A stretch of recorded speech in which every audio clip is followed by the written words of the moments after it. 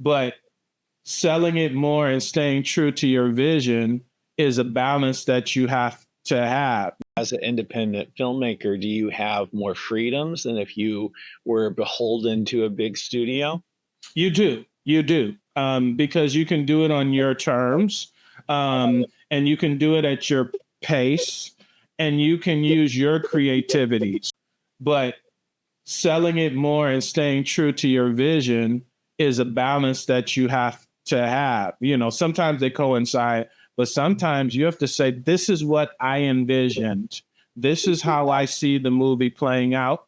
And you do have flexibility, and you can determine what your pathway is, what your timeline is, and the story you want to tell. Because I always think of it like this. People create, and everybody may not receive it. Everybody may not receive it the way you wanted it to be received.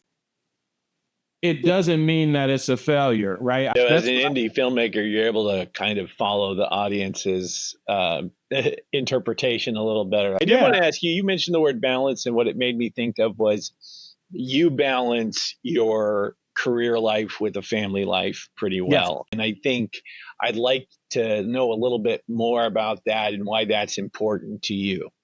Yeah, I think it's important because I know a lot of filmmakers that is a big struggle, right? But I have a fantastic wife that's been on my side from, the beginning of me saying, you know what, and,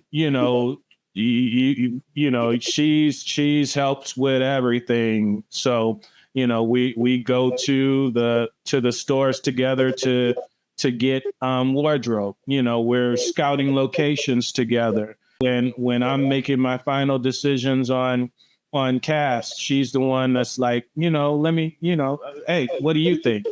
I don't know about that one, right? And she's coming from it from a viewer point of view, so she can give me that element. I think the challenge now, though, is now she's so deep into it. Now she thinks like a filmmaker. So the cool thing about it is when you find a way to incorporate people you care about into the thing you care about, then they don't feel like a burden when you do that.